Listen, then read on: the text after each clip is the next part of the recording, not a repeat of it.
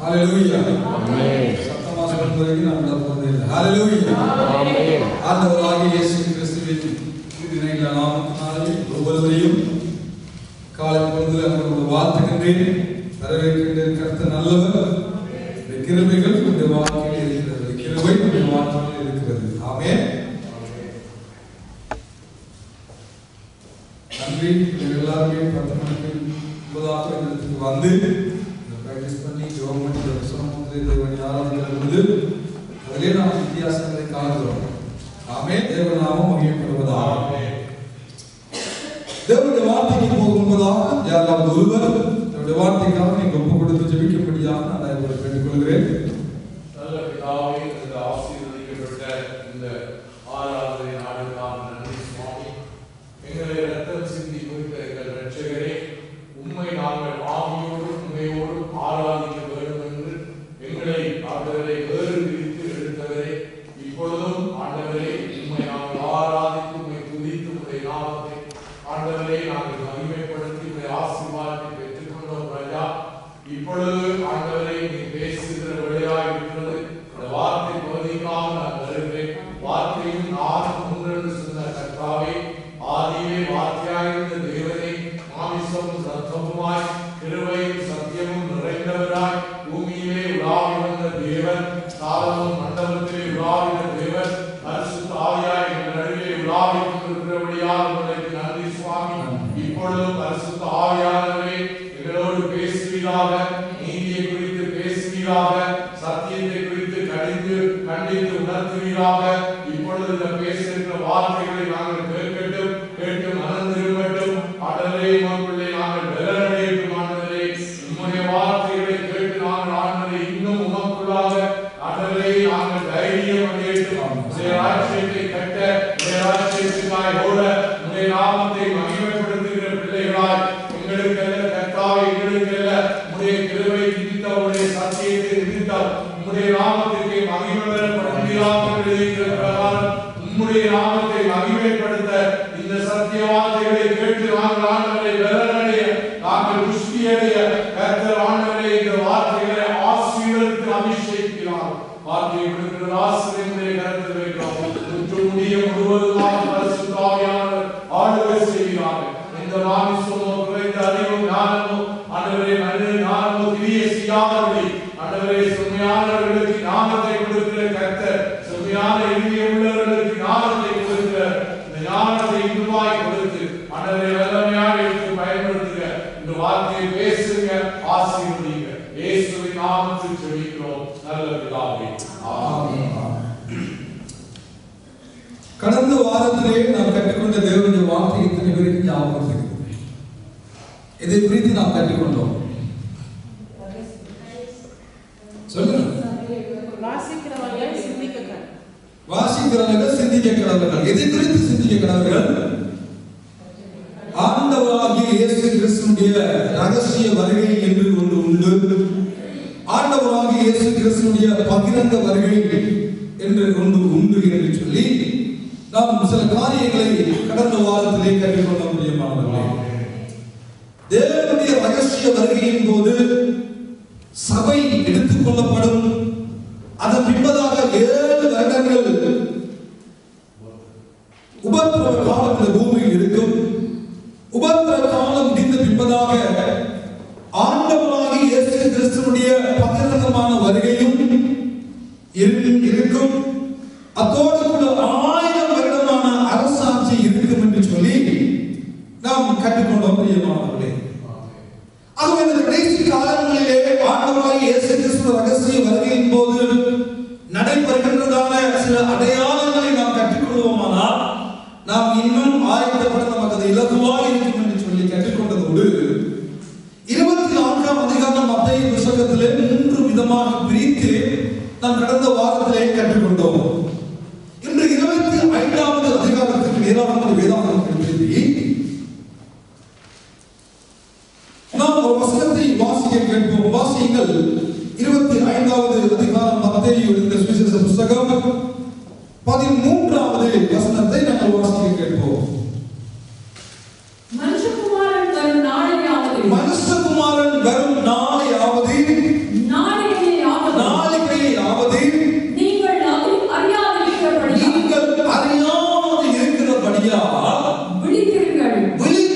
இருங்கள். ஏனென்றால் வேதம் சொல்லுகிறது, ஆண்டவராகிய இயேசு கிறிஸ்து எப்பொழுது வருவார் என்று நமக்கு தெரியாது.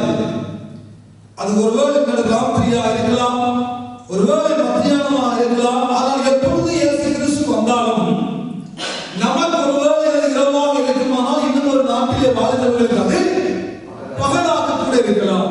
ஆகவே இயேசு கிறிஸ்து நம்முடைய நாட்டிலே இரவிலும் வரலாம், பகலிலும் வரலாம், எந்த நேரத்திலும் வருகிறபடியாக இருக்கிறபடினால் வேதம் சொல்லுகிற ஒரு காரியம் என்னவென்றால், இங்கே நீங்கள் அறியாமல் இருக்கிறபடியால் விழித்து இருங்கள். அல்லேலூயா. பக்கத்துல சொல்லுங்க, முழித்து இருங்க, விழித்து இருங்க. அப்படியே கேள்வி, அவனா நித்திர கொள்ளக்கூடாதா?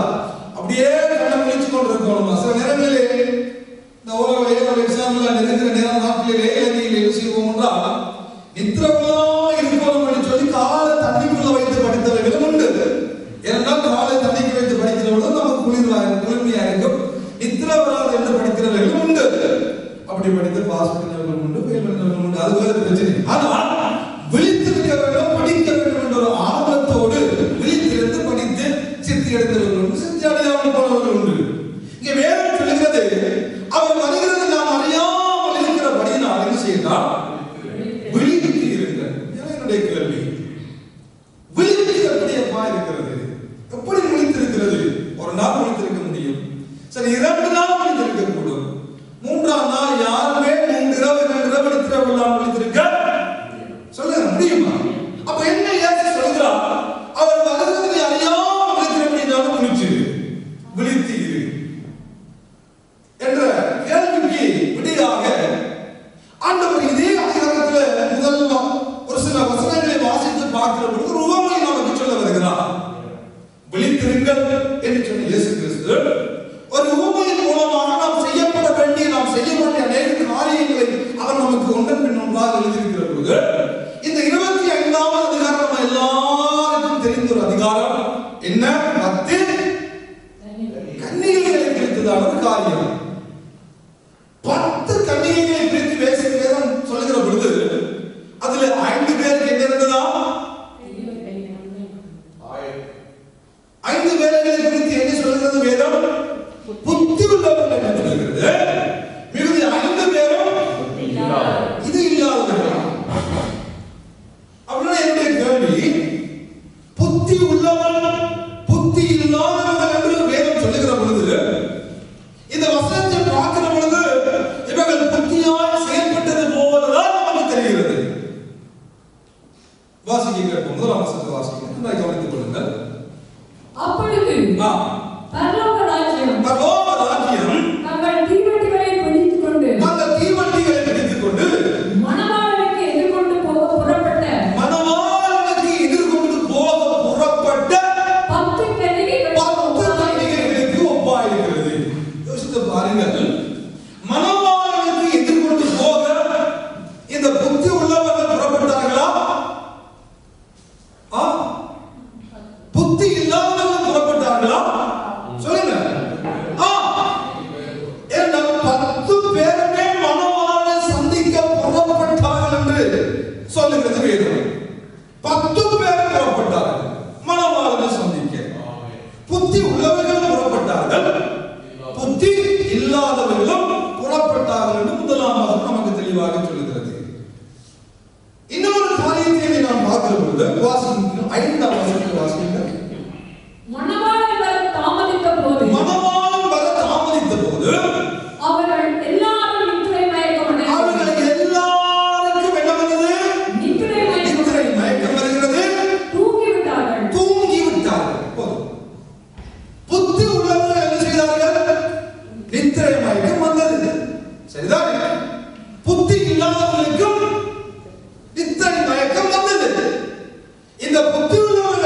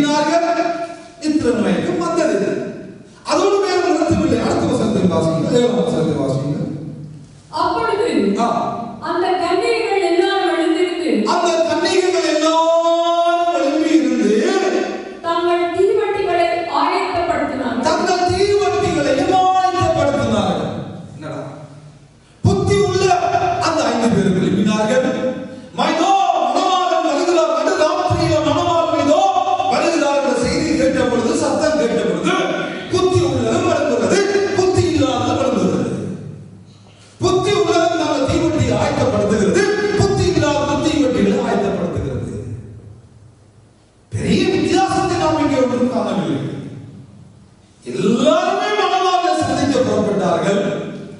பார்த்து கொண்டே இருந்தார்கள். மயக்கம் வந்து நித்திர மயக்கம். எல்லாருமே படுத்து நித்திரை கொண்டார்கள். இதோ மனவாளன் வருகிறார் சத்தம் கேட்ட பொழுது எல்லாருமே எழுப்பினார்கள். 10 பேர் எழுப்பினார்கள். எல்லாருமே தங்கள் தீவட்டிகளை ஆயத்தப்படுத்தினார்கள். அப்போ எந்த விடயத்திலே வித்தியாசம் அளிக்கிறார்கள் என்று நாம் தேடி பார்க்கிற பொழுது வேதம் தெளிவாக சொல்லுகிறது. இந்த புத்தி இல்லாதவர்கள் என்று சொல்லுவதற்கு ஒரே ஒரு காரணத்தை வேதம் நமக்கு காண்பிக்கிறது. என்ன? எண்ணெய் இடிந்து விட்டது. அவ்வளவுதான். எண்ணெய் இல்லாத ஒரே ஒரு விடயத்தை மாத்திரம் வைத்து இவர்கள் புத்தி உள்ளவர்கள், இவர்கள் புத்தி இல்லாதவர்கள் என்று வேதம் நமக்கு வகையிறது காண்பிக்கிறது. சரிதானே? ஒரே ஒரு காரியத்தை மாத்திரம் தான் வேதத்திலே காண்பித்துக் கொடுக்கிறது. எல்லாருக்கும் நித்திரை வந்தது, எல்லாரும் மயக்கமடைந்தார்கள், எல்லாருக்கும் சத்தம் கேட்டது, எல்லாரும் எழுப்பினார்கள், எல்லாரும் தீவட்டியில் ஆயத்தப்படுத்தினார்கள், எல்லாரும் மனவாளனை சந்திக்கும்படியாக புறப்பட்டு போனார்கள் என்று சொன்ன வேதம் ஒரே ஒரு காரியத்தை மாத்திரம் நமக்கு இங்கே வகையிட்டு காண்பிக்கிறது. இவர்கள் கொண்டு போனார்கள், தீவட்டிகளை கொண்டு போனார்கள். ஆனால் பாத்திரத்துல எண்ணெய் கூட கொண்டு போகவில்லை. வேதமாகத்தான் சொல்லுகிறது. 2ஆம் வசனம் 3ஆம் வசனம் வாசிங்க. அவர்களில் 5 பேர் புத்தியுள்ளவர்களும் 5 பேர் புத்தி இல்லாதவர்களும் இருந்தார்கள். புத்தி இல்லாதவர்கள் தங்கள் தீவட்டிகளை எடுத்துக்கொண்டு போனார்கள். எண்ணெயையோ கூட கொண்டு போகவில்லை. புத்தியுள்ளவர்கள் தங்கள் தீவட்டிகளோடு கூட தங்கள் பாத்திரங்களில் எண்ணெயையும் கொண்டு போனார்கள். அருமையானவர்களே, பாருங்கள். மனவாளன் வந்துவிட்டார். சத்தம் கேட்டபோது எழுப்பினார்கள், தீவட்டிகளை ஆயத்தப்படுத்தினார்கள். ஆனால் வேதம் சொல்கிறது, வசனத்தை ஒன்றாய் கவனித்து பாருங்கள். 8ஆம் வசனம் வாசிங்க. புத்தி இல்லாதவர்கள் புத்தி உள்ளவர்களை நோக்கி உங்கள் எண்ணெயில் எங்களுக்கு கொஞ்சம் கொடுங்கள். எங்களுக்கு கொஞ்சம் எண்ணெய் கொடுங்க. எங்கள் தீவட்டிகள் அணைந்து போகிறது. எங்கள் தீவட்டிகள் எரிந்து கொண்டிருக்கிற தீவட்டிகள் அணைந்து போகிறது. ஏனென்றால் தீவட்டியை கொண்டு போனார்கள், பாத்திரத்தோடு கூட எண்ணெயை கொண்டு போகவில்லை. ஆனால் தீவட்டி எரிந்து கொண்டிருக்கிற தீவட்டி அணைந்து போகிறது. அவர்கள் என்ன சொல்கிறார்கள்? புத்தியுள்ளவர்கள் பிரதியுத்தரமாக அப்படி அல்ல, எங்களுக்கும் உங்களுக்கும் போதாமல் இராத, எங்களுக்கு உங்களுக்கும் இந்த எண்ணெய் போதாமல் இருக்கிறபடியா நீங்கள் விற்கிறவர்களிடத்தில் போய் உங்களுக்காக வாங்கிக் கொண்டு வாருங்கள். உங்களுக்காக எண்ணெயை வாங்கிக் கொண்டு வாருங்கள் என்று இவர்கள் சொல்கிறார்கள். புறப்பட்டு போனவர்கள் போனார்கள். போய் வருவதாக ஆயத்தம் அடைந்தவர்கள் புறப்பட்டு போனார்கள் என்று வேதம் சொல்லுகிறது. இந்த இடத்துல விழித்து இருங்கள் என்று சொல்லுகிற பதத்திற்கு வேதம் சொல்லுகிற காரியம் என்ன? ஆயத்தமாய் இருந்தவர்கள் மனவாளன் வருகையில் புறப்பட்டு போனார்கள். அப்படியானால் விழித்திருங்கள் என்றால் எதை வேதம் நமக்கு சொல்ல வருகிறது? ஆயத்தமாய் இருங்கள். ஏனென்றால் ஆயத்தமாய் இருந்தவர்கள் புறப்பட்டு போனார்கள், ஆயத்தம் இல்லாதவர்கள் கைவிடப்பட்டார்கள் என்ற காரியத்தை சொல்ல வந்த வேதம் புத்தி உள்ளவர்களுக்கும் புத்தி இல்லாதவர்களுக்கும் இருக்கிற வேறுபாடு என்னென்றால் எண்ணெய் வைத்து தீர்மானிக்கிறார்கள். எண்ணெய் இருந்தவன் புத்தி உள்ளவன், எண்ணெய் இல்லாதவன் புத்தி இல்லாதவன். எண்ணெயை கூட கொண்டு போனவர்கள் புத்தி உள்ளவர்கள், எண்ணெயை கூட பாத்திரத்தில் கொண்டு போவார்கள் புத்தி இல்லாதவர்கள். ஒரே ஒரு காரியத்தை வேதம் நமக்கு இங்கே சொல்ல வருமானால், நம்முடைய வாழ்க்கையில் இந்த எண்ணெய் எதை இன்றைய சமகால ஆவிக்குரிய கிறிஸ்தவராக நமக்கு அதை குறித்து ஆண்டவராக இயேசு கிறிஸ்து பேசினார் என்பதை நாம் நீங்களும் அறிந்து கொள்ள வேண்டுமோ இல்லையோ? அறிந்து கொள்ளத்தான் வேண்டும். அப்பதான் நமக்கு தெரியும் எண்ணெய் எதை குறித்து ஆண்டவர் பேசுகிறார். அந்த எண்ணெய் ஆயத்தமாய் இருந்தவர்கள் அவருடனே போனார்கள் என்றால் அந்த ஆயத்தமாய் இருந்ததுக்குள்ளே இருந்த எண்ணெய் குறிப்பிடுகிற காரியம் என்ன என்பதை தெரிந்து 4 காரியங்களை வேதத்தின் அடிப்படையில் நாம் கற்றுக்கொண்டு எங்கள் வாழ்க்கையை சற்று திரும்பி பார்த்து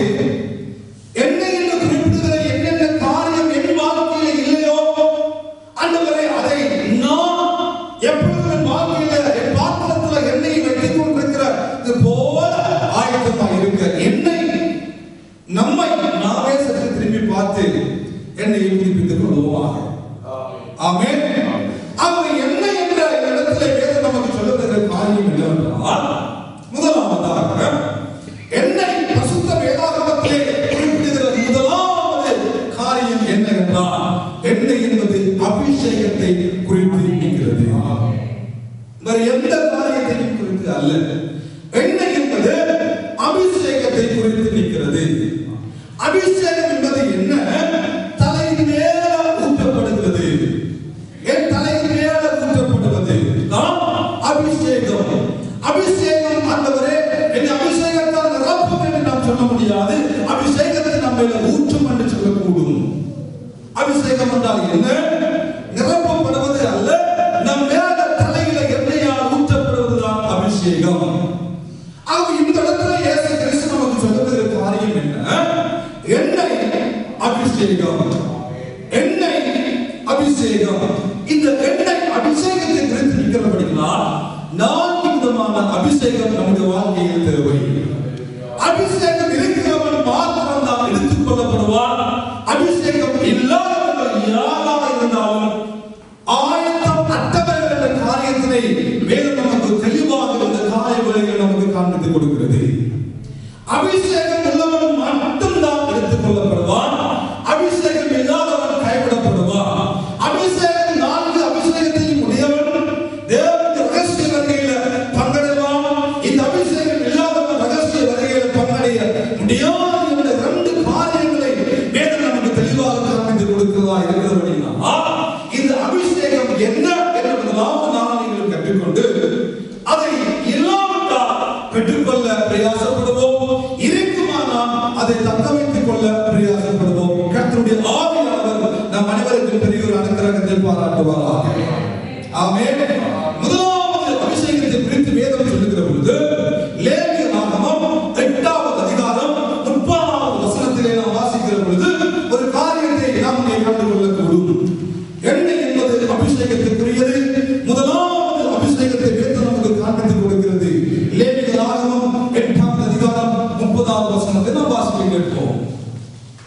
மோசே அபிஷேக தைலத்திலும் மோசே முதலாவது என்ன செய்தார்? அபிஷேக தைலத்திலும் பலிபீடத்தின் மேல் இருந்த இரத்தத்திலும் கொஞ்சம் எடுத்து ஆரோன் மேலும் அவன் வஸ்திரங்கள் மேலும் அவன் குமாரன் மேலும் அவர்கள் வஸ்திரங்கள் மேலும் அவர்களுடைய வஸ்திரங்கள் மேலும் தெளித்து ஆரோனையும் அவன் வஸ்திரங்களையும் அவன் குமாரனையும்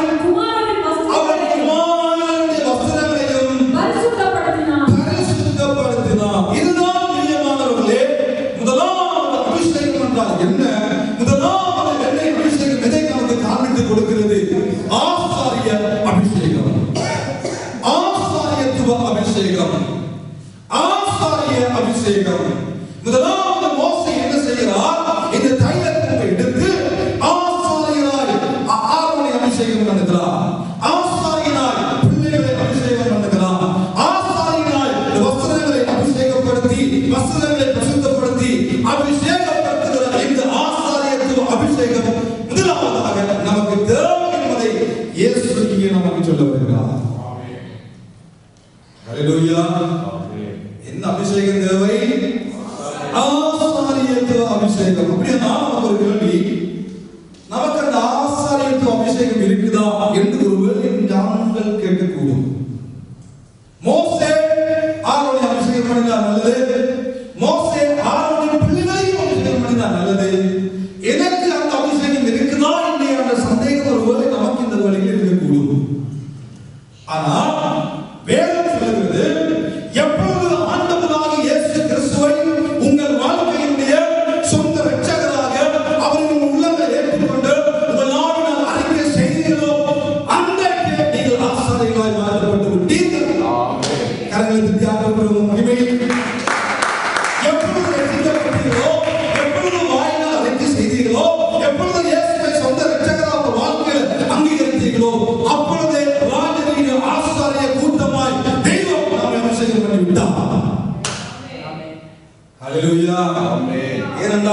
சாமுவேல் 2:9 சொல்றது, நீங்களோ உங்களை அந்த காலத்தினின்று ஆச்சரியமான உலக இடத்துக்கு வர அழைத்தபடிய புண்ணியங்களை அறிவிக்கும்படிக்கு தெரிந்து கொள்ளப்பட்ட சந்ததியாகும் ராஜரீகமான ஆசாரிய கூட்டம் தான் நீங்களும். கரங்களை தட்டி நம்முடைய வளர்த்த ஆண்டவருக்கு ஆண்டவர் எண்ணியது ராஜரீகமான ஆசாரியனாய் அபிஷேகம் பண்ணிவிட்டார். ஆமென். ஆமென். முதலாவது அபிஷேகம் நமக்கு இருக்குதா இல்லையா? ஆமென். ஹல்லேலூயா. ஆறு என்ன வைக்கல, ஆறு நம்முடைய வசனத்துல இருக்கிறதெல்லாம் தெளிக்கிற பிரசுத்தமாகல.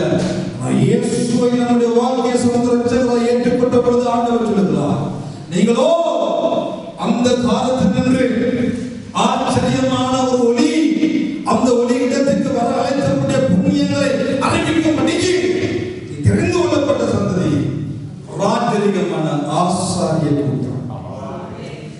விசுவாசிக்கிறீர்கள்? ஆமென். ஹல்லேலூயா. ஆமென். ஆசாரியர்கள் வேறு, மேய்ப்பர்கள் வேறு. நம்ம ரெண்டையும் மிஸ் பண்ணக்கூடாது. நம்ம எல்லாரும் ஆசாரியர்கள். பிரதான ஆசாரியராய் இயேசு நமக்கு மெல்கிசேதேக்கின் வழிப்படி ஆசாரியராக இருக்கிறார். அவருடைய பிள்ளைகளாய் நாம் இருக்கிறபடியால் நாங்களும் ஆசாரியர்களாய் வாழ முடியாத பெரிய கிருபையை தெய்வம் எனக்கும் உங்களுக்கும் பாராட்டி இருக்கிறார். அப்படியானால் இந்த அபிஷேகம் நமக்கு இருக்கிறது நல்லது. இந்த அபிஷேகத்துக்கு உள்ளே, ராஜரீக அபிஷேகத்துக்கு உள்ளே 3 விடயங்கள் உண்டு பிரியமானவர்களே. ஒன்று, இந்த ராஜரீகமான ஆசாரிய அபிஷேகத்துக்குள்ளே ஒரு ஆசாரியன் 3 காரியங்களை செய்வான். ஒன்று, ஆசாரியன் எப்பொழுதுமே ஆண்டவரை ஆராதிக்கிறவனாக இருப்பான். ஆசாரியன் முதலாவது வேலை என்ன? எப்பொழுதுமே ஆண்டவரை தொழுது கொள்வது. அப்ப நாம் நீங்களும் ஆண்டவரை ஆராதிக்கிறோமா? அப்படின்னா நாம் அந்த ஆசாரிய அபிஷேகத்துக்குள்ள இருக்கிறோம். இரண்டாவது, அந்த ஆசாரியர்கள் என்ன செய்வார்கள்? தேவனுடைய வார்த்தையை கற்றுக் கொடுப்பார்கள். என்ன செய்வார்களா? தேவனுடைய வார்த்தையை அவர்கள் முதலாவது ஆராதிப்பார்கள். இரண்டாவது, தேவனுடைய வார்த்தையை கற்றுக் கொடுப்பார்கள். அப்படியானா ஆசாரியர்களாகிய நானும் நீங்களும் ஆசாரிகள் என்ற பெயரோடு வாழுகிற என்னைக்கும் உங்களுக்குள்ளும் என்ன இருக்க வேண்டும்? கற்றுக் கொடுக்க வேண்டுமானால் அதை குறித்த அறிவு நமக்கு இருக்க வேண்டும். இத்தனை பேருக்கு சொல்ல முடியும்? 66 அதிகாரங்களில் புஸ்தகங்களை பார்க்க ஒரே ஒரு பாடமா கேள்வி மறந்துட்டு ஒரே ஒரு அவர் 66 புஸ்தகங்கள் தெரியாத பக்கத்துக்கு ஆசாரியர்கள், ஆராதிக்கிற ஆசாரியர்கள் சரி. ஆனா மற்றவனுக்கு வார்த்தையை கற்றுக் கொடுக்க வேண்டுமா? நம்முடைய வாழ்க்கையில் என்ன தேடுவார்கள்? வார்த்தையை தேடுவார்கள். நம்முடைய வாழ்க்கையில் எதை தேடுவார்களா? வார்த்தை. நமக்கு 66 புஸ்தகங்களை தெரியாதா? நாங்கள் 66 புஸ்தகங்கள் தெரியாத ஆசாரியர் கூட்டம். இரண்டாவது, ஆராதிக்கிறது நமக்கு மார்க்ஸ் போட்டுட்டோம். வேதத்தை கற்றுக் கொடுக்கிற ஆசாரிகள் என்ற பெயரோடு வாழ்கிற நானும் நீங்களும் வேதம் தெரியாத வேதக்காரர்கள். பெயர் என்ன? வேதக்காரர்கள். ஆனால் வேதத்தை தெரியாத வேதக்காரர்கள். பெயர் என்ன? ஆசாரியர்கள். ஆனால் வேதத்தை தெரியாத ஆசாரியர்களாக இருந்து விடக்கூடாது. மூன்றாவது ஆசாரிய வேலை, எப்பொழுதுமே இந்த ஆசாரியர்கள் ஒரு மனத்திலும் ஐக்கியத்திலும் தனித்திருப்பார்கள். என்ன செய்வார்களா? இந்த ஆசாரிய அபிஷேகத்துக்குள்ளே ஒரு மனம் இருக்கும், ஒரு ஐக்கியம் இருக்கும், ஒரு புரிந்துணர்வு இருக்கும், ஒரு விட்டுக் கொடுப்பு இருக்கும், ஒரு தாழ்வு மனப்பான்மை, ஒருவரை ஒருவர் தாங்கி ஒருவரை ஒருவர் அதிகமாக நேசிக்கிற மனப்பான்மை, ஒருவரில் ஒருவர் முந்தி இடம் பண்ணுகிற மனப்பான்மை இந்த முதலாவது ஆசாரிய அபிஷேகத்துக்கு உள்ளே இருக்கும் பிரியமானவர்களே.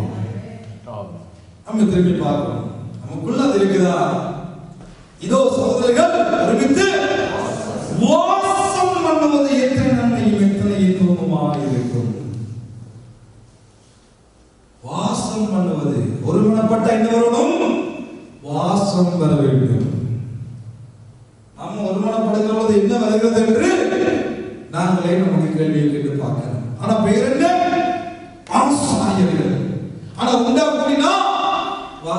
வருகிறதே இல்லை. அதெல்லாம் என்னது? ஆசாரிய கூட்டமா? ஆசாரிய உண்டாக்குனா வாசம் வரும். இதோ சகோதரர்கள் ஒருமித்து வாசம் பண்ணுவது, வாசம் பண்ணுகிற பொழுது அதுதான் இன்பம். வாசம் வருகிற பொழுது இன்பம், நாத்தம் வருகிற பொழுது துன்பம். நம்ம ஆராய்ந்து பார்க்கணும். நான் வாசலிக்கமான ஆசாரிய கூட்டம், ஆமா நல்லது. ஆனா நீ ஒன்றாக கொடுக்கிற பொழுது என்னையா நடக்குது? நீ ஒன்றாக 4 பேரோட ஐக்கியப்படுகிற பொழுது அங்கே என்ன வருகிறது? வாசம் வருகிறதா, நாத்தம் வருகிறதா? இன்னும் நம்ம நல்ல பாட்டு பாடணும். நாத்தமாக இருந்த வாழ்வை வாசமாக, அது பாட்டுல மட்டும்தான். நமக்கு தான் தெரியும். நான் உண்டாக்குவீங்க என்னப்பா அதுல வருகிறது? நான் உண்டாக்குவீங்க வாசம் வருகிறதா, நாத்தம் வருகிறதா? ஐயோ சகோதரர்கள், ஒருமித்து வாசம் பண்ணுவது எத்தனை நன்மையும் எத்தனை இன்பம். ஆசாரியத்துவ அபிஷேகத்துக்குள்ளே வாசம் வர வேண்டும், ஒரு மனம் இருக்க வேண்டும். ஒன்றாவது துதிக்கிறவர்களா இருந்தார்கள், இரண்டாவது வேதத்தை மற்றவர்களுக்கு போதிக்கிறவர்களா இருந்தார்கள், மூன்றாவது அவர்களுக்குள்ளே ஒரு பெரிய ஒரு மனம் இருந்தது. தெரியுமானவர்களே, யோவான் 17ஆம் அதிகாரத்திலே 23ஆம் வசனத்திலே ஆண்டவராக இயேசு கிறிஸ்து இந்த பூமியை விட்டு கடந்து போக முன்பதாக ஒரு பெரிய காரியத்தை அங்கே சொல்லி ஜெபிக்கிற ஒரு காட்சியை வேதம் நமக்கு அழகாக எழுதி வைத்துள்ளது. 17ஆம் அதிகாரம் 23ஆம் வசனத்திலே இயேசு கிறிஸ்து நம் அனைவருக்காக ஒரு பெரிய ஜெபத்தை நடத்துகிறார். அந்த ஜெபத்துக்குள்ளே இயேசு கிறிஸ்து குறிப்பிடுகிற காரியம் என்ன? வாசிப்போம். ஒருமைப்பாட்டில் அவர்கள் தேர்ந்தவர்களாய் இருக்கும்படி, ஒருமைப்பாட்டில் அவர்கள் தேர்ந்தவர்களாய் இருக்கும்படி, என்னை நீர் அனுப்பினதையும், ஆண்டவரே பிதாவே என்னை நீர் அனுப்பினதையும், நீர் என்னில் அன்பாய் இருக்கிறது, ஓ மை காட், நீங்க என்னில் அன்பாய் இருக்கிறது போல அவர்களிலும் அன்பாய் இருக்கிறதை, அவர்களிலும் அன்பாய் இருக்கிறதை உலகம் அறியும்படிக்கும், உலகம் அறியும்படிக்கும், நான் அவர்களிலும் நீர் என்னிலும் இருக்கும்படி வேண்டிக் கொள்கிறேன். ஜெபிக்கிறேன் ஆண்டவரே, ஜெபிக்கிறேன் பிதாவே. இப்படிப்பட்ட ஒரு பெரிய ஜெபத்தை இயேசு கிறிஸ்து இருக்கிறார். ஒருமைப்பாட்டில் ஐக்கியமாக இருக்கட்டும். ஆண்டவரே பிதாவே, ஆவியானவர் நாமும் நீங்கள் எப்படி ஒருமைப்பாட்டில் ஒன்றா இருக்கிறோமோ, அந்த ஒருமைப்பாட்டில் உடைய பிள்ளைகள் உடைய நாமத்தை தெரிந்து கொண்டவர்கள், ஆசாரியர்கள் என்ற பெயரோடு வாழ்கிறவர்கள், அந்த ஒருமைப்பாட்டில் ஐக்கியப்படட்டும் ஆண்டவரே. இப்படிப்பட்ட ஒரு அழகான ஜெபம், அப்படிப்பட்ட ஜெபம். ஒருமைப்பாட்டில் அவர்கள் இருக்கட்டும், ஒரே மனதோடு இருக்கட்டும், ஒரே சிந்தையோடு இருக்கட்டும். சில நேரங்களில் கூட்டங்கள் முடிந்த பின்பதாக, நல்ல அபிஷேக கூட்டங்கள், உபவாச கூட்டங்கள் பின்பதாக நம்முடைய வாழ்க்கையும் இப்படிப்பட்ட கூட்டங்கள் நடைபெற முன்பதாக இருக்கிற வாழ்க்கையும் பிரிந்து சற்று கொஞ்சம் ஆழமாக பார்க்கிறோம்னா, நல்ல கூட்டங்கள் நடந்து பின்பதாக நமக்குள்ள நல்ல ஒரு ஐக்கியம் இருக்கும், நல்ல ஒரு அன்பு இருக்கும், ஒருவர் விட்டு ஒருவர் பிரித்து போக மனது இல்லாமல் இருக்கும். ஆனா கூட்டங்கள், அப்படிப்பட்ட கூட்டம் நடக்கும் முன்பதாக எப்படா மணியை வாங்கி தூக்கிட்டு விட்டு போகலாம், எனக்கு தேவை யோசித்து பாருங்க. அப்ப அபிஷேகம் என்ன செய்கிறது? நமக்குள்ள பரஸ்பர ஐக்கியத்தை உண்டாக்குகிறது. ராஜரீகமா ஆசாரிய அபிஷேகத்துக்குள்ளே ஒரு மனம் கிரியை செய்து கொண்டே இருக்கிறது. ராஜரீகமான அபிஷேகத்துக்குள்ளே ஒரே மனம் இருந்தது. இதோ வாசப்படியில் கதவை தட்டுகிறேன், ஒரு சத்தத்தை கேட்டு கதவை திறந்தால் நான் அந்த வீட்டுக்குள்ள பிரவேசித்து அவனோட சாப்பிடுவேன். அதுதான் ஐக்கியம், அதுதான் ஐக்கியம், அதுதான் ஒருமைப்பாடு. நாம் ஒருவரை வீட்டுக்குள்ளே வரவேற்கிறோம்னா, ஒருவரை வீட்டுக்குள்ளே அழைக்கிறோம்னா, வந்துட்டு இருந்து உடனே போறதை பாக்கியம், வந்து இருந்து சாப்பிட்டு ஐக்கியப்பட்டு கதைத்து இருந்து போவதுதான் நம்முடைய வாழ்க்கையில் ஐக்கியம் என்று பார்க்கிறோம். நாம் சாப்பிடுகிற பொழுது அவர்களை நாம் ஏற்றுக்கொள்கிறோம், சமைத்து நாம் அவர்களை விமர்சிக்கிற பொழுது அந்த வேலையை நாம் ஏற்றுக்கொள்கிறோம் என்பதற்கு பெரிய அடையாளமாக சாப்பாடு முக்கியத்துவம் வகிக்கிறது. ஆனா இன்றைய காலத்துல எல்லாம் பிரதர் கிட்ட வரலாமா கேட்டுதான் வருகிற காலத்தில் வாழ்ந்து கொண்டிருக்கிறோம். அப்படிப்பட்ட காலத்தில் வாழ்ந்து கொண்டிருக்கிறோம். ஆனால் ஒரு காலத்தில் நம்முடைய கலாச்சாரம், நம்முடைய நாட்டில் இருந்த கலாச்சார பண்புகள் எல்லாம் பண்ணி கேட்டு வரலாமான்னு கேட்டா வந்தோம்,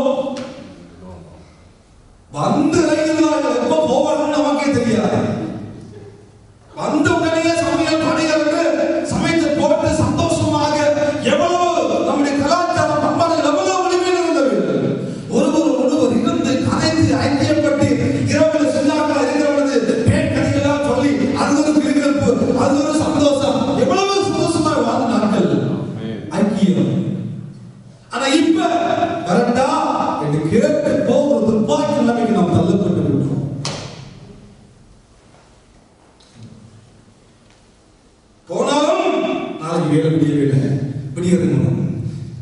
சொல்லாம சொல்லுவோம் போயிலையா நாளைக்கு இல்லை எதியா பண்ணுவோம் சொல்றத சொல்லாம சொல்லுவோம் நாளைக்கு எனக்கு விடியப்படவே இல்லை. அப்ப வந்தவங்களுக்கு தெரிஞ்சிடும் இவன் சொல்லாம சொல்றாம போங்க நாங்க போயிடுவோம். மாறிவிட்ட முடியுமானவர்களே. ஆனால் அபிஷேகம் ராஜனின் ஆசாரிய அபிஷேகத்துக்கு உள்ளே நாம் வாழ்வோமானால் அந்த ஐக்கியம் நல்ல ஆசாரிய வாழ்க்கைக்குள்ள அந்த ஐக்கியம் இருந்தது. இன்றைக்கு என்னை என்று குறிப்பிடப்பட்ட ஆசாரிய அபிஷேகத்துக்குள்ளே நான் ஆசாரன் இருக்கிறேன், நான் ஆண்டவரை துதிக்கிறேனா என்று நம்மை ஆராய்ந்து பார்ப்போம். இரண்டாவது, ஆசாரனா இருக்கிறேன் நான் எவ்வளவு தூரத்துக்கு வேதத்தை பற்றி அறிவு நமக்கு இருக்கிறது ஆராய்ந்து பார்ப்போம். மூன்றாவது, ஆசாரியனா இருக்கிறேன் என்ற பெயரோடு வாழுகிறேன் நான் எவ்வளவு தூரம் ஐக்கியப்பட்டுக் கொண்டு வாழுகிறோம் என்ற உணர்வு நமக்கு இருக்கிறது நம்மை ஆராய்ந்து பார்த்து அப்படிப்பட்ட இந்த ஆசாரிய அபிஷேகத்தில் எண்ணெய் குறையுமானால் அந்த எண்ணெயை கூட்டும்படியாக முதலாவது பிரயாசப்படுவோம். இரண்டாவது, இது ராஜரீகமான அபிஷேகத்தை குறித்து பேசுகிறது. 1 சாமுவேல் 10ஆம் அதிகாரம் 1ஆம் வசனம், 1 சாமுவேல் 16ஆம் அதிகாரம் 13ஆம் வசனம், 1 ராஜாக்கள் 1ஆம் அதிகாரம் 39ஆம் வசனங்களை வீட்டிலே சென்று வாசித்து பாருங்கள். அதில் ஒரு வசனத்தை நான் வாசிக்க விரும்புகிறேன். வாசிங்கள். 1 சாமுவேல் 10ஆம் அதிகாரம் 16ஆம் அதிகாரம் 13ஆம் வசனத்தை வாசிங்கள். 1 சாமுவேல் 16:13. அப்பொழுது சாமுவேல் தைல கொம்பை எடுத்து அவனை தாவீதை அவனுடைய சகோதரர்கள் நடுவிலே அபிஷேகம் பண்ணினான். சாமுவேல் தைல கொம்பை எடுத்து அவனுடைய சகோதரர்கள் நடுவில் என்ன நடக்கிறது?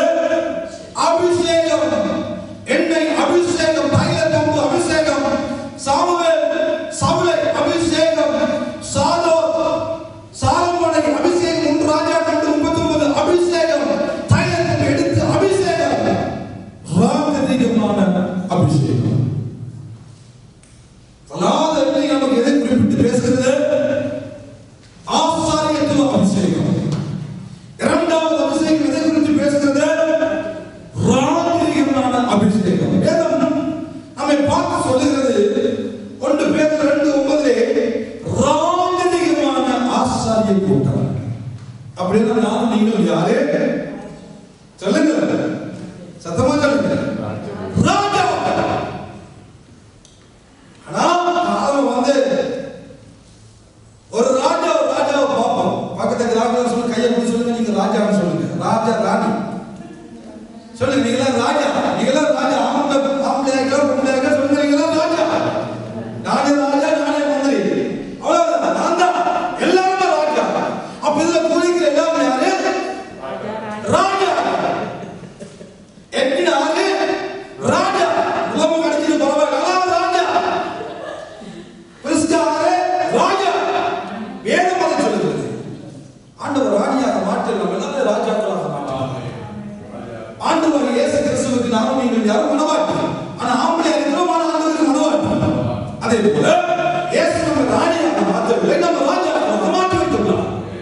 அப்ப ராஜாக்கள் ராஜாக்களுக்குரிய ஒரு நடை இருக்க வேண்டுமா இல்லையா? சொல்லுங்க. ஒரு பேச்சு இருக்க வேண்டுமா இல்லையா? ஒரு தைரியம் இருக்க வேண்டுமா இல்லையா? ஆனா நம்ம ராஜாக்கள் காலமா நடந்து வரையில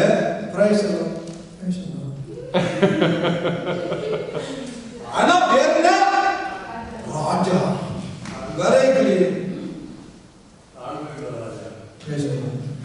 இது எந்த வருஷத்துல போறதே தெரியாது. ஆனா ஒரு பிரச்சனை சண்டை ராஜா தூங்கிட சீக்கிரத்தை தட்டி எழுப்பிட்டாங்கன்னு சொல்லுவாங்க. ஆனா சமயத்துல வரைக்கிறதான் எல்லா பாரத்தையும் வருத்தப்பட்டு பாரம் சுமக்கிறோம், எல்லா இடத்துல வார வேண்டிய ஏசுதாங்க. ஆனா இது நாங்க சொன்னது போல எல்லாத்தையும் என்ன தெரியல கொண்டு போறது. பேர் என்ன? ராஜா. கேவலமான ராஜா இல்லையா? பேர் ராஜா. நான் பேசுறேன் ஏதோ இருக்கு. என்ன பேர்? ராஜா. காலை துப்புரவா இல்லையா ராஜாவை பார்த்தா? நீங்களே சொல்லுங்க. நீங்களா ராஜா, ஆனா ராஜா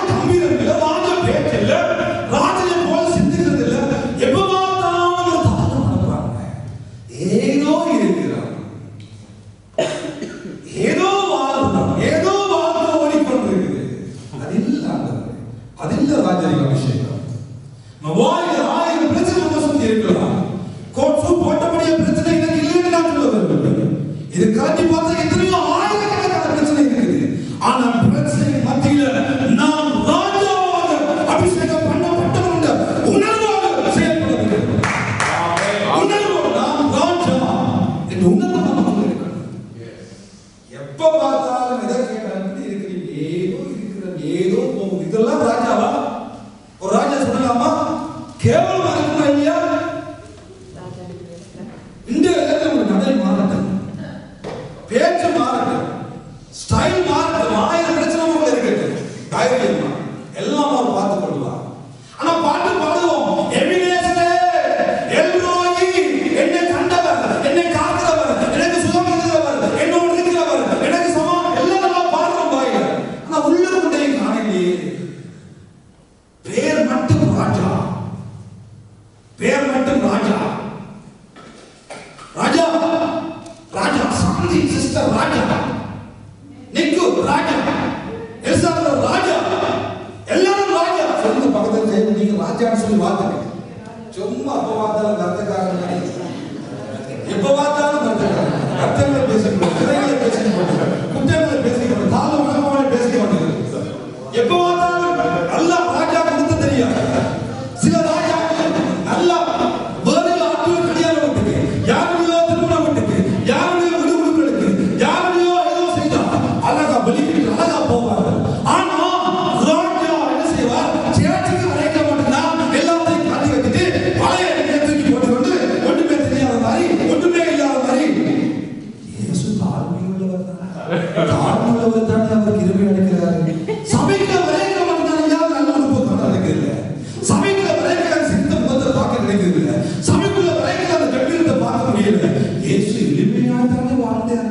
இயேசு போனது கழுதையில தானே சொல்லிக் கொண்டிருக்கிற ஒரு கழுதை கூட்டம் உண்டு. ஆனா வேதம் சொல்றது 1 பேதுரு 2:9 ராஜரீகமான ஆசாரிய கூட்டம். மரணம் ஜீவன் நாவல் அதிகாரத்தில் ஒன்று பேசுகிறது. அழகா ஒத்துக்கு தேவ சமூகத்துக்கு அழகா ஒத்தி கம்பீரமா வராம வேற எங்கேயா ஒத்து போறோம். தேவ சமூகத்துக்கு வந்து 1000 பிரச்சனை இருக்கு வெளியே வந்துட்டு ஆண்டவருக்குள் சந்தோஷமா நம்ம அறிக்கையிடுவோம். தேவனுக்குள்ள சந்தோஷமா எப்படி இருக்கிறீங்க? நல்லா இருக்கிற தேவன் இருக்கிறீங்களா? சொல்லுங்க பலருக்கும் ஏதோ இருக்கிறீங்க யாராவது சொன்னீங்கன்னா உங்களை பார்த்துனா நீங்க ராஜாவான்னு கேட்பாங்க. இன்றிலிருந்து ராஜரீக அபிஷேகம் நமக்கு இருக்கிற உணர்வு நமக்குள்ள இருக்கு. ஆமென். சும்மா சாதாரணமா மெட்டாபேத்ல இருக்கிறவனுக்கு ஒரு ஷெஃப் பதவியை கொடுத்தா பிடிக்கணுமா? சும்மா மெட்டாபேத்ல இருந்து கணக்கு முன்னாலே சும்மா ஒரு வேலைக்காரன் இருந்து ஒரு பதவியை கொடுத்தவன் பாருங்க, அன்றிலே நம்ம நட்ட மாறும், பேச்சு மாறும். ஆனா முதல் அவராவது இப்ப அவருக்கு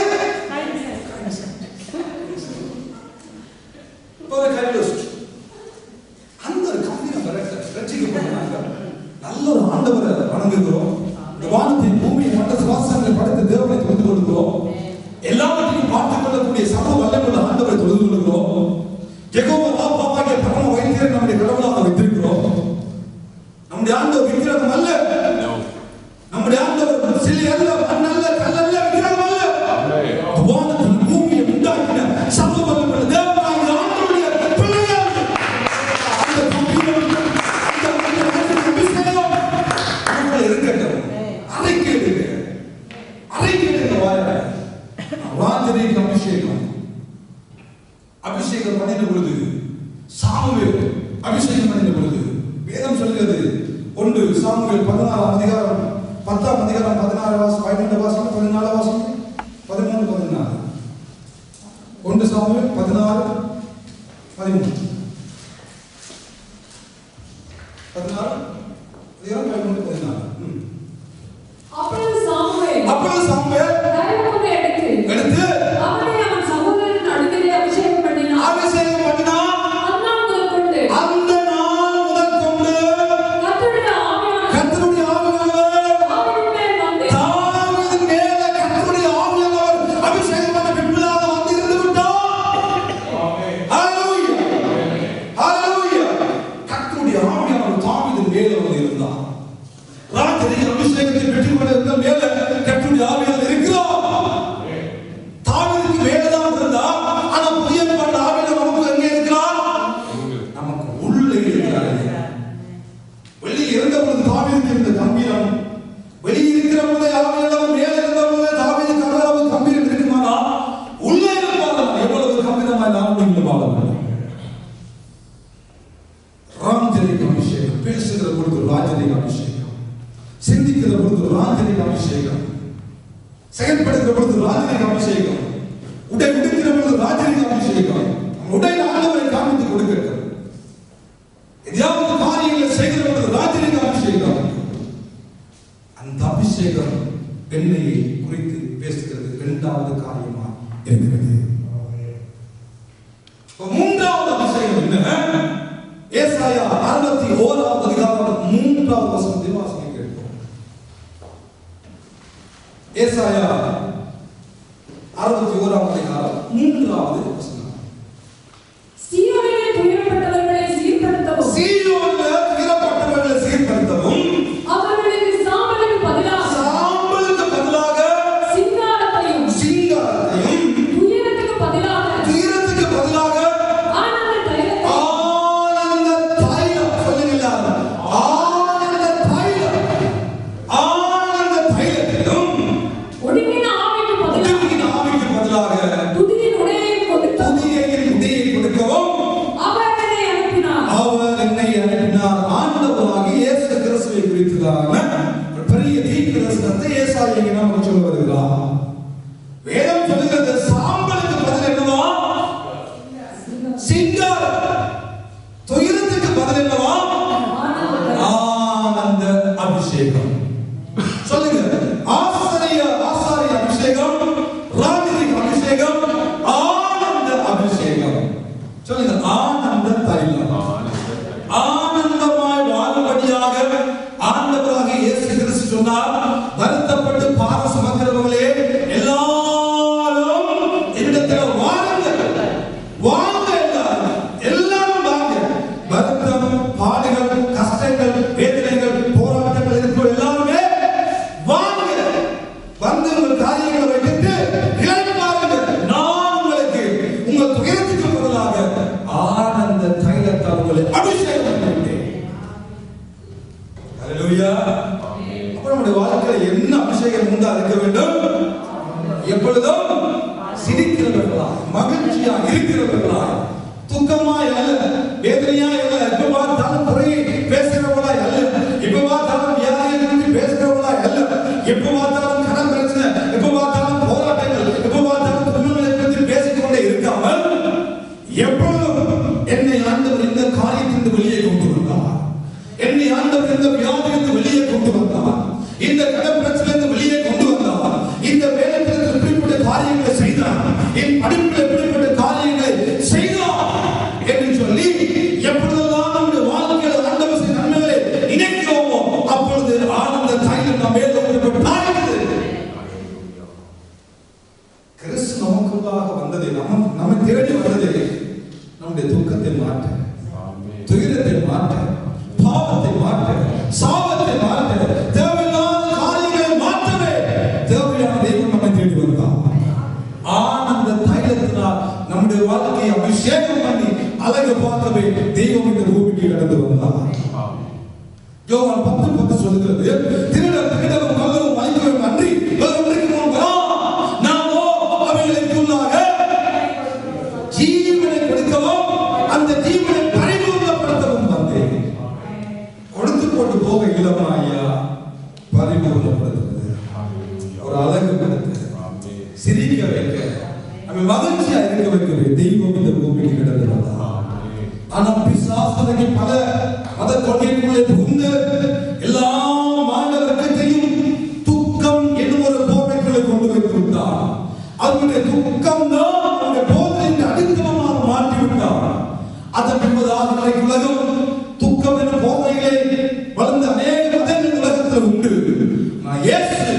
நானும் நீங்களும் துக்கமா இருக்க துக்கப்படுத்த வரவே இல்லை.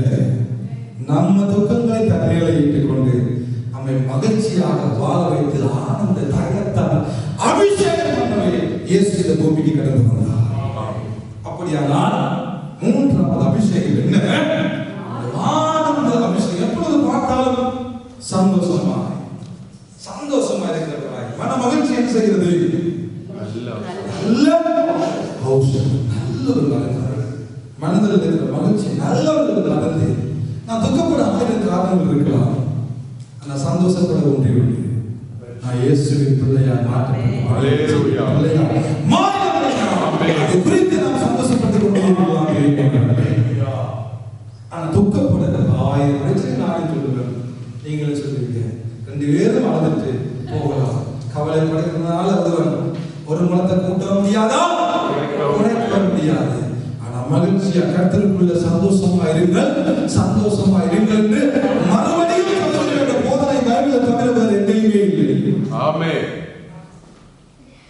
ஆகவே சந்தோஷம், மன மகிழ்ச்சி, முக மலர்ச்சியை உண்டாகும். மன மகிழ்ச்சி அகத்தின் அழகு முகத்தில் உண்டாகும். மனதுக்குள்ள எப்பொழுது மகிழ்ச்சியாக வாழும்படியாகவே ஆண்டவர் என்னையும் உங்களுக்கு உண்டாகி இருக்கிறார். ஆகவே எல்லாவற்றையும் குறித்து கவலைப்பட்டு, எல்லாவற்றையும் குறித்து பார்த்து கவலைப்பட்டு வேதனைப்பட்டு நம்முடைய சந்தோஷமான நாட்களை கழித்து விடாமல் இருக்கிற பொழுது ஆரோக்கியமாக வாழுகிறோம், சுகமாக வாழுகிறோம், நல்ல வேலை, நல்ல வருமானம், நல்ல பிள்ளைகள், நல்ல குடும்பம், எல்லாவற்றையும் திரும்பி பார்க்கிற பொழுது மற்ற மகிழ்ச்சி நம்ம வாழ்க்கையில உண்டாகும். அந்த சந்தோஷத்தை எப்பொழுது நம்முடைய வாழ்க்கையில தக்க வைக்கிற ஆனந்த அபிஷேகம் நம்முடைய வாழ்க்கையில அன்னிதமும் நம்முடைய வாழ்க்கையில உண்டாக கர்த்தர் இன்னும் நம்முடைய வாழ்க்கையில பெரிய ஒரு கிருபையை பாராட்டுவாராக. ஆமென். முதலாவது அபிஷேகம் என்ன?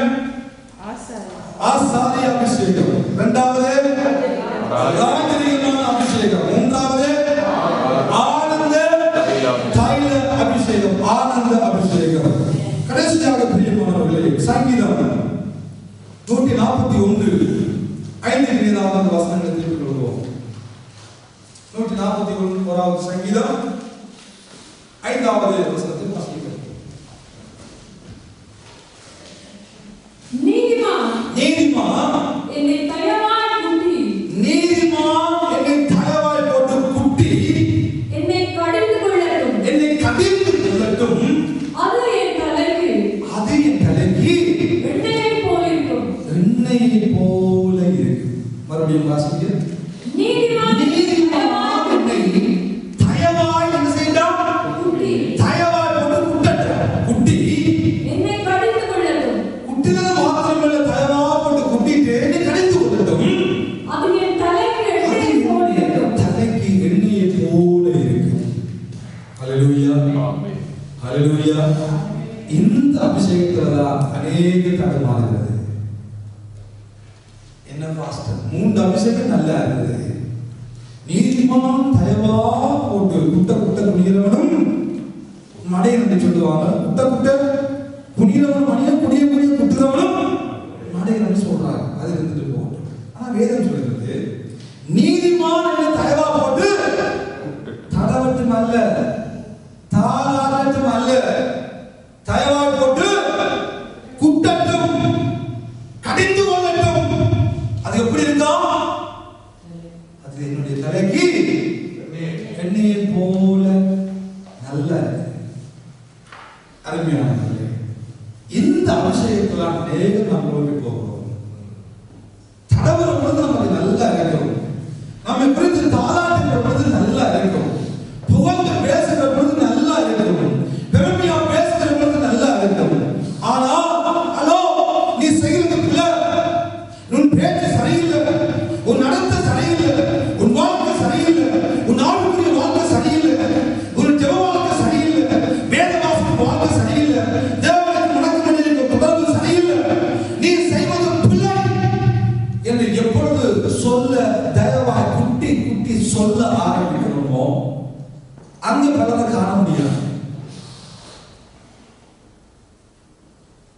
அப்பதான் பெரிய அழைப்புகள் அப்பதான் வரும்.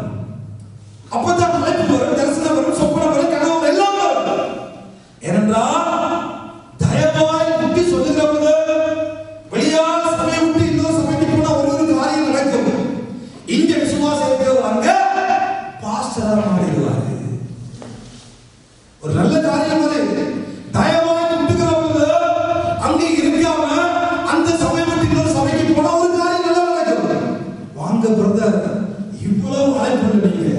அநியாயமா காலத்தை வேஸ்ட் ஆகிட்டீங்க. இந்தாங்க மைக்கு, சபம் பண்ணுங்க. இந்தாங்க மைக்கு, பாட்டை பாடுங்க. இந்தாங்க மைக்கு, பிரசங்கம் பண்ணுங்க. எப்ப வருது?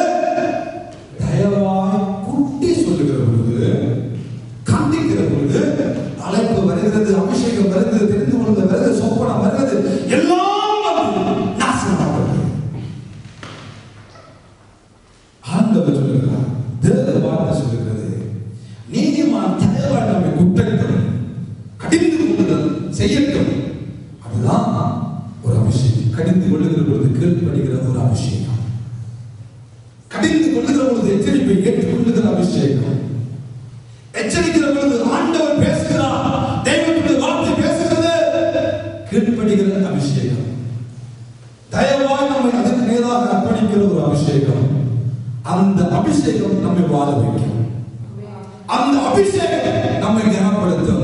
ஒரு நாள் ஜஸ்டினிடம் வந்தா சொன்னா, பாஸ்டர் எப்படி உங்கள்கிட்ட கொடுத்துட்டேன், நீங்க அடிச்சாலும் பரவாயில்லை பாஸ்டர். செய்யலாம் இன்னைக்கு தான் சொல்றேன், அம்மா சொல்லுவோம் உங்களுக்கு வச்சு, அடிச்சாலும் பரவாயில்லை பாஸ்டர், பேசினாலும் பரவாயில்லை பாஸ்டர், என்ன வேணும்னாலும் நீங்க செய்யுங்க, நீங்க தான் உங்க பிள்ளைக்கு பாஸ்டர், நாங்க இங்கதான் இருக்கும், நீங்க என்னவும் செய்யுங்க. ஆண்டவருடைய கிருபையில் பிள்ளைகளுக்கு அடிக்காமல் அவர்கள் நன்றாய் வளர்கிறார்கள், நன்றாய் வாழ்கிறார்கள், கற்றுக்கொள்ளாக சந்தோஷப்படுகிறேன்.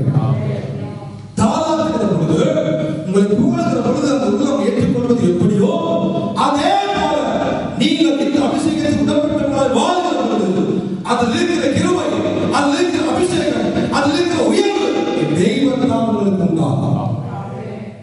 ஆமென். ஐயோ இவருக்கு பார்த்தாலும் பேசுறாரு, பாங்க வேற எங்கேயாவது போவோம், இவருக்கு பார்த்தாலும் கத்துறாரு, பாங்க எங்கேயாவது போவோம். சொல்லுகிறேன், நீங்க வெளியே போகிற பொழுது அழைப்புகள் உங்களை தேடி வரும், ஊழியர்கள் உங்களை தேடி வரும், உயர்வு உங்களை தேடி வரும். ஆனால் இந்த அபிஷேகத்துக்கு நாம் நீங்கள் சொந்தக்காரர்கள் மாற்ற முடியாது. நமக்கு ஆசாரிய அபிஷேகம் இருக்கிறது, ராஜரிக அபிஷேகம் இருக்கிறது, ஆனந்த அபிஷேகம் இருக்கிறது, நல்லது. ஆனால் நீதிமான் தயவாய் குட்டி கடிந்து கொள்ளுகிற பொழுது என்னுடைய நன்மைக்கு தான் சொல்கிறார் என்று எப்பொழுது உணர்வு நமக்கு வருகிறதோ அப்பொழுது நமக்கு ஆண்டவரால் உயர்வுகள் வரும் என்பது நிச்சயம். அந்த உயர்வுக்கு நாம் சொந்தக்காரர்கள் மாறக்கூடும். கண்டிக்க வேண்டிய இடத்துல பிள்ளைகளை கண்டிக்க வேண்டும்.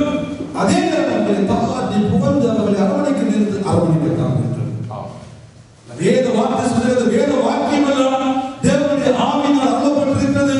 தேவனுடைய மனுஷன் தேர்ந்தவனாகவோ எந்த நல்ல கிரியம் செய்ய தகுந்தவனாய் மாற்றும்படிக்கு பேசுது, கடிந்து கொள்ளுது, உபதேசிக்கிறது, நீதியை படிப்பிக்கிறது. நம்மை ஒரு தேர்ந்த நிலைமைக்குள்ளாக கொண்டு போகும்படியாக கர்த்தருடைய வார்த்தை அவை அனைத்து செய்கிறது. சரியா தாளாட்டி கொண்டு விடையல, சரியா தலைவிட்டு விடையல, புகழ்ந்துட்டு விடையல. கண்டிக்கிற இடத்துல வேதனை கண்டிக்கிறது, எச்சரிக்கிற இடத்துல வேதனை எச்சரிக்கிறது, பேசுகிற இடத்துல வேதனை பேசுகிறது. அதை கீழ்ப்படுகிற அந்த அபிஷேகம் நமக்கு இருக்குமா? நாம் உயர்த்தப்படுவோம் ஆண்டவரா, நாம் கனப்படுத்தப்படுவோம் ஆண்டவரா, நாம் பயன்படுத்தப்படுவோம் ஆண்டவரா. எவ்வளவு தூரத்துக்கு உயர்த்தப்படுகிறோமோ அவ்வளவு தூரத்துக்கு ஆண்டவரால் உயர்த்தப்படுவோம் என்பதில் எந்த மாற்றமும் இல்லை. எவ்வளவு தூரத்துக்கு இயேசு அடிக்கப்பட்டாரோ, எவ்வளவு தூரத்துக்கு இயேசு காரியத்தை துப்பினாரோ, எவ்வளவு தூரத்துக்கு இயேசுவின் சிலுவையின் மேல் முன்படி தலையில் முன்படி சூடினாரோ, விழாவில் குற்றினாரோ, அவமானம் சிலுவையில் அவமானமாய் தொங்கினாரோ, அவ்வளவு தூரத்துக்கு பிதாவால் இயேசு என்பவர் கனப்படுத்தப்பட்டார். இதுதான் சத்தியம். அவ்வளவு தூரத்துக்கு நாம் நம்மை உடைக்கி கொடுக்கிற பொழுது, நம்மை அர்ப்பணிக்கிற பொழுது, நீதிமான் கடிந்து கொள்கிற பொழுது, இதை ஏற்றுக்கொள்கிற பொழுது, நம்மை தயவாக குட்டுகிற பொழுது, அதை ஏற்றுக்கொள்கிற பொழுது, ஒரு நாள் இயேசுவை போல அவருடைய வருகையிலே, அவருடைய மகிமையில நாமும் நீங்கள் மகிமையில மகிமைப்படுவோம் என்பதில் எந்த மாற்றமும் இல்லை. ஆமென். ஆசாரிய அபிஷேகம் நல்லது, ராஜரிக அபிஷேகம் நல்லது, ஆனந்த அபிஷேகம் நல்லது. அதோடு கூட வாழ்க்கையில மிக முக்கியமான ஒரு இது மறந்து விடாதீர்கள். நீதிமான் மறுபடியும் வசந்த வாசிக்க வந்து 141 வசனம் சங்கீதம். நீதிமான் என்னை தயவாய் குட்டி என்னை கடிந்து கொள்ளட்டும்.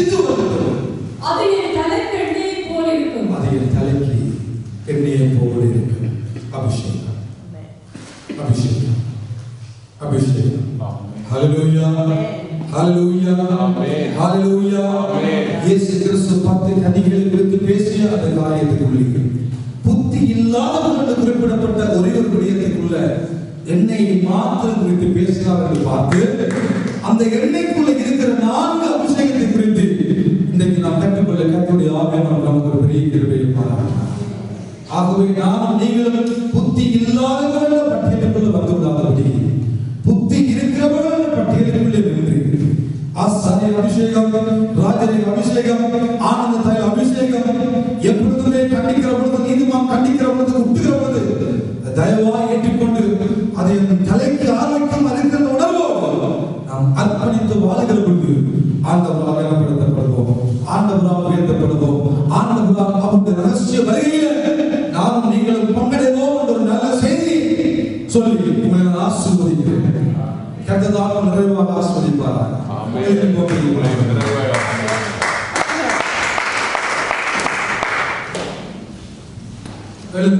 எல்லா கண்களையும் மூடி வருகிறார். எங்களை நாங்கள் ஆராய்ந்து பார்க்க முடியும்.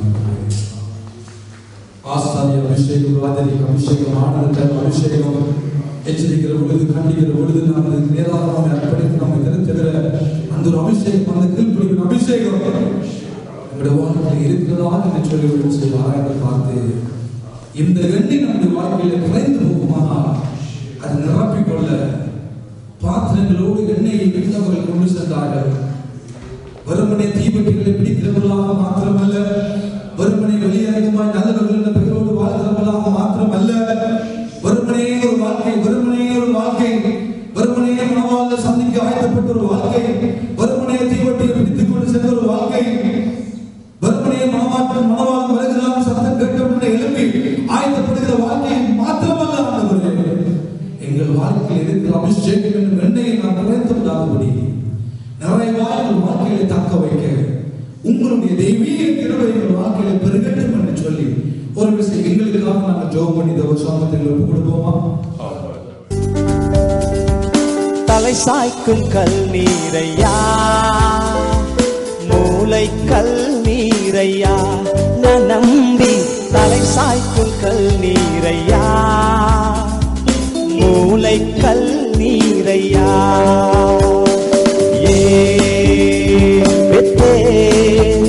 இது வானத்தின் வாசல், என் இயேசையா, ஆசீர்வாதத்தின் வாசல்.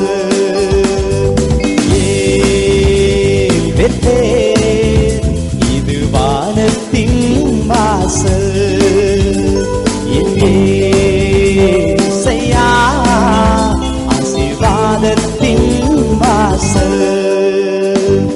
தலை சாய்க்கும் கல் நீரையா, மூளை கல் நீரையா, நான் நம்பி தலை சாய்க்கும் கல் நீரையா, மூளை கல் நீரையா.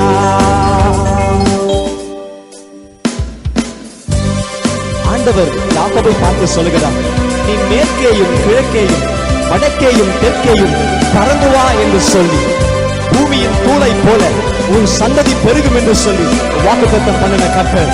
The Lord who promises, hallelujah, is being with us. Hallelujah. Thank you.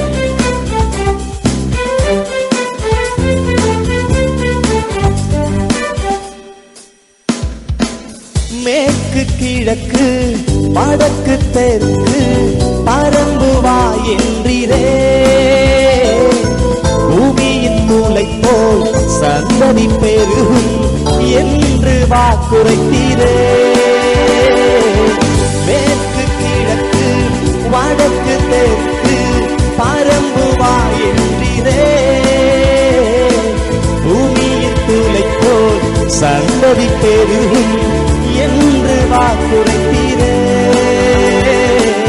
சொன்னதை செய்யும் அளவும் என்னை கைவிடவே மாட்டீ, நீர் சொன்னதை செய்யும் அளவும் என்னை கைவிடவே மாட்டீ என்று சொல்லுவீங்களா? ஏல் பெத்தேல், ஏல் பெத்தேல், இது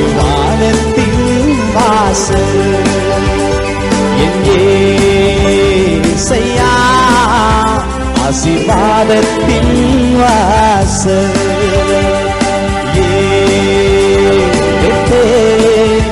இது வானத்தின் வாசல் என் இயேசையா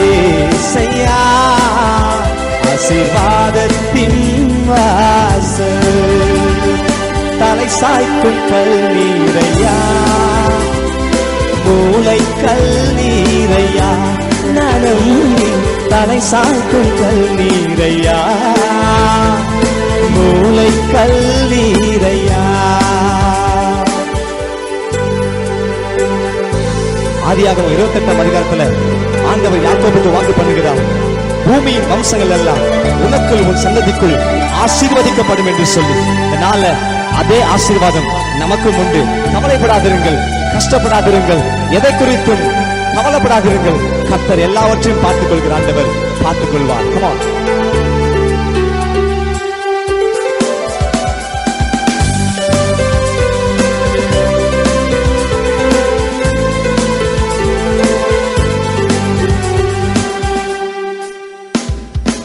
பூமியின் வம்சங்கள் உனக்குள் உன் சந்ததிக்குள் ஆசீர்வாதிக்கப்படும் என்று ஆசீர்வாத வாய்க்காலாக என்னை மாற்றினீரே. பூமியின் வம்சங்கள் உனக்குள் உன் சந்ததிக்குள் ஆசீர்வாதிக்கப்படும் என்று ஆசீர்வாத வாய்க்காலாக என்னை மாற்றினீரே. சொன்னதை செய்யும் அளவும் என்னை கைவிடவே மாற்றி, நீர் சொன்னதை செய்யும் அளவும் என்னை கைவிடவே மாற்றி. ஏன் பெத்தேல் சொல்லுவோமா? ஏன் பெத்தேல் இது வானத்தின் வாசல் என் இயேசையா ஆசீர்வாதத்தின் வாசல். ஏன் பெத்தேல் இது வானத்தின் வாசல் என் இயேசையா ஆசீர்வாதத்தின் வாசல். தலை சாய்க்கும் கல்நீரையா மூளை கல்நீரையா நம்பி தலை சாய்க்கும் கல்நீரையா மூளை கல்நீரையா. தன் தகப்பன் வீட்டுக்கு திரும்பும் வரையில ஆண்டவர் யாக்கோபை கைவிடவில்லை, அவனை கனப்படுத்தினார் என்று வேதம் சொல்கிறது. இன்னைக்கு நாமும் எந்த சூழ்நிலை இருந்தாலும் சரி, எந்த நிலைமையில் இருந்தாலும் சரி, நாம் ஆண்டவர் சமூகத்தில் திரும்பி வருகிற வரையும் அவருடைய கை நம்மை விடுவதில்லை. சந்தோஷமாய் பாடுவோமா?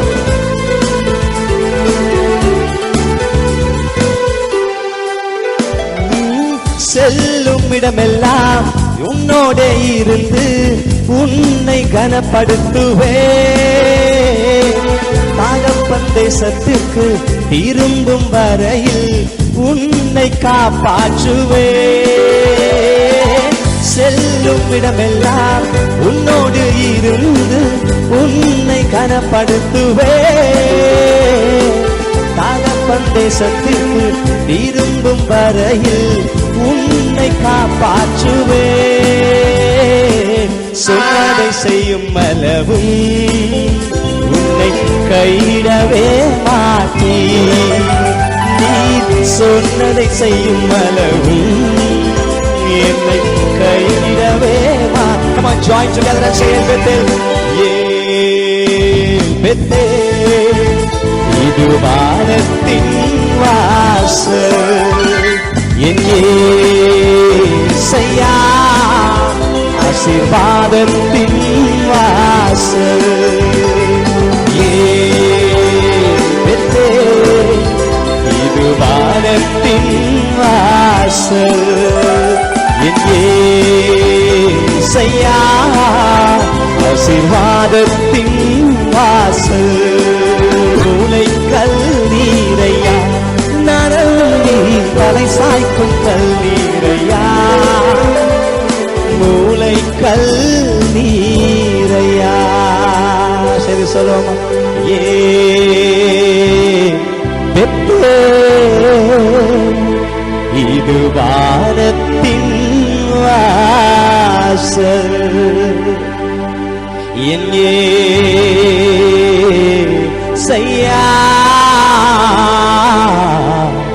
ஆசீர்வாதத்தின் வாசல், பரலோகத்தின்